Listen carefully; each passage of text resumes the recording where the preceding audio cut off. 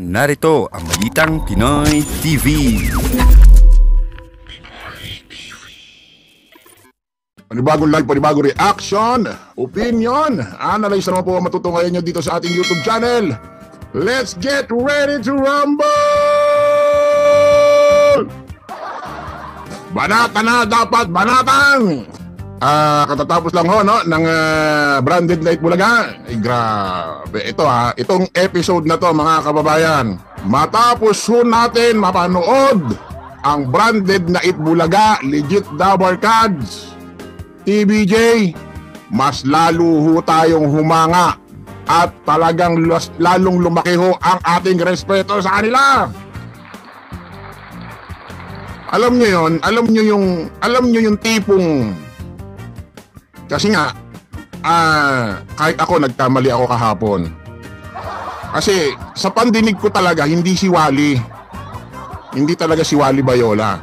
Kaya nung nanood ako kanina na talagang umamin siya, humingi siya ng sorry, nalungkot ako. Pero palakpakan natin, mas talagang humanga tayo sa Branded Night Bulaga, Legit Dabar Cards, TBJ at lalo na rito kay Mr. Wally Bayola. Alam niyo yan mga kababayan na kung saan nagkamali si Wally Bayola. Siyempre damay dyan yung buong programa, yung Branded Night Bulaga, especially yung production. Alam niyo yung nagkamali sila kahapon, pero bilang respeto para sa kanilang sarili at respeto sa mamamayang Pilipino na nanonood, sumusubaybay sa kanilang programa, at respeto dito sa Pilipinas, at respeto sa MTRCB na kung saan nagmo-monitor sa iba't ibang programa, especially sa noontime show dahil mga live yan, ayaw nila na may issue at nabitawan si Wally Bayola na salitang hindi maganda at deadmahin lang nila na parang wala lang at magdedire-diretso ang kanilang programa. Ibig sabihin, lalo tayong bumilib sa kanila at lalo na rito kay Wally Bayola na ayaw nilang umandar ang programa ngayong araw na kung saan kahit may issue kahapon, parang dededmahin lang nila at move on na parang walang nangyari. Hindi katulad nitong It's Showtime na kung saan nagsupsupa ng daliri etong si Ayon at Vice, yung mga daliri nila may icing sa cake, sinup-sup nila. Eto si Kincho, nagsalita ng vibrator, pek short. Ito si Labong Navarro, nakapagsalita ng tinggel. Pero sa mga susunod na araw, kahit alam nilang may fault sila sa kanilang sinabi, walang nangyaring hinging pagsusori sa kanilang programa. Parang inaraw-araw lang nila ang kanilang programa, nakala mo walang issue, wala man lang paghihingi ng paumanhin sa mga manonood. Lalo na itong generic na kung saan itong generic na Itbulaga may malaking bulilyaso sa kanilang programa. Ang daming nakakita, hindi lang nag-viral, ayaw lang namin pag-usapan dahil hindi maganda at maapektuhan yung babae. May hiningi ba kayong sorry?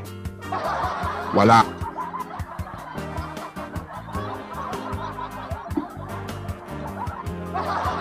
Tapos na.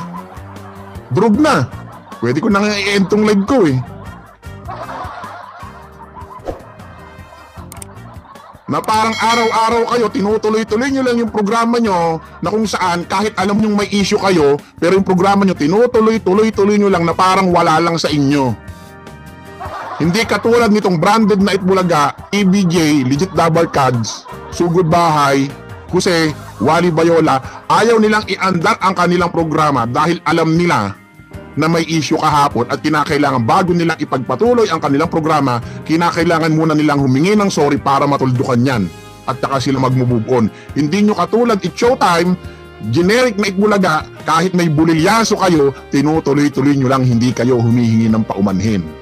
Generic na Itbulaga, akala nyo ba walang nakakaalam ng bulilyaso nyo nung nakaraan? Hindi lang nag-viral yan.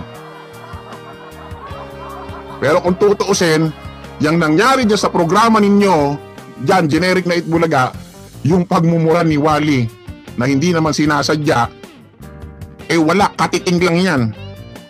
Alam nyo yan, di ba? Type Incorporated, generic na Itbulaga. kung ano yung bulilyasong tinutukoy ko, pero never kayong humingi ng paumanhin sa manonood.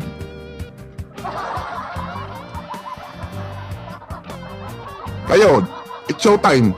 Kaya nyo ba yung ginawa ni Wally Bayola na kung saan bago sila ipagpatuloy ang kanilang programa na Sugod Bahay, humingi muna sila ng paumanhin.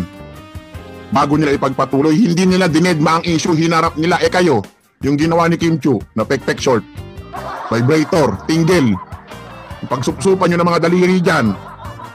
Hindi nga kayo humingi ng sorry. Anong ginawa nyo? Nagbakasyon pa kayo. Parang pinakita nyo ba sa mamamayang Pilipino, oy, kahit binabas nyo kami, yung pangingibang bansa namin ni Ayon hindi nyo kayang gawin dahil mahirap lang kayo at kami maraming pera. Nang pamukha pa kayo na may pera kayo. Hindi sa magpakumbaba kayo. Humingi ba kayo ng paumanhin? Vice Ganda? Ayon? Kung tutuusin yung klase ng ganyang klaseng pagmumura, masyado ng normal yan. Yung pagmumura na yan, masyado na normal yan sa lipunan eh. Hindi lang maganda pakinggan kasi noontime show yan. Pero kung tutuusin, yung klase ng pagmumura, although bawal pa rin, hindi pa rin maganda, walang nagsasabing mabuti ang pagmumura. Pero kung ikukumpara mo yan, napaka-common yan. Sa lipunan natin ang pagmumura, napaka-common. Noontime show lang yan at masyadong big deal kasi nga yung branded na Itbulaga sobrang mabunga, sobrang taas ng ratings at yung views. Kaya syempre lahat ng paningin nyo nasa kanila. Yung generic na Itbulaga kung tutuusin wala naman titingin dyan, kaya lang naman natitignan yan kasi yung titulong Itbulaga gamit ninyo kahit gawa ni Master Henyo Joey De Leon. Wala naman gustong manood. Diyos Mariosep, ano ba meron dyan sa show nyo? Para lang bubblegum or parang ano lang yan. Para nga lang kayong teryaan dyan. Ano, generic, Itbulaga, Tape Incorporated.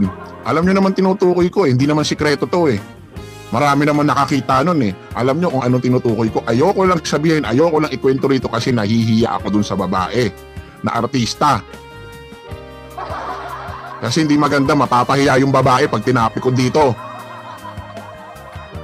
Pero kayo, sa magandang way, sa magandang paraan, humingi ba kayo ng sorry? Wala, tinuloy-tuloy nyo nga lang yung programa nyo na parang wala lang.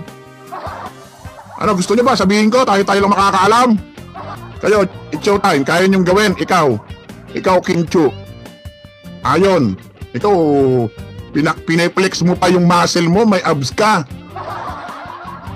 Ayon, Perez, pinakikita mo pa na mamasel ka, na may abs ka, na kung titignan mo, para kang isang tunay na lalaki. Pero yung nagawa mo, hindi mo kayang harapin, hindi mo kayang humingi ng sorry. Diyan sa telebisyon, diyan sa harap ng kamera. Pero alam ko naman Ayon na hindi ka magsosorry. Alam mo kung bakit? Alam mo bakit alam namin hindi ka magsosorry para sa sarili mo at para kay Vice? Kasi alam naman namin hindi ikaw ang masusunod sa relasyon nyo. Si Vice.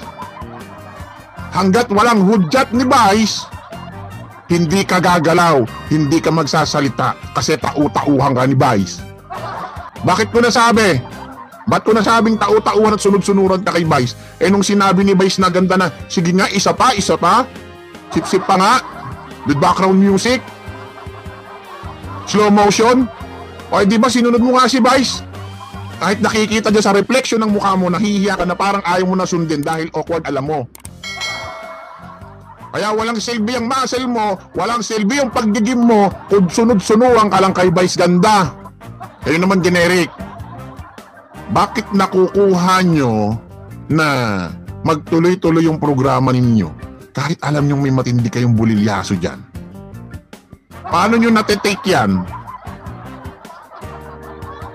Samantalang etong branded na Itbulaga, legit na barkads, TVJ, Sugod Bahay sa pangunguna ni Zombie, Jose, Wally Bayola, kahapon lang yung bulilyaso na nagawa ni Wally Bayola, ayaw agad nila i-under yung programa nila na parang wala lang at deadma lang. Humingi agad sila ng paumanhin.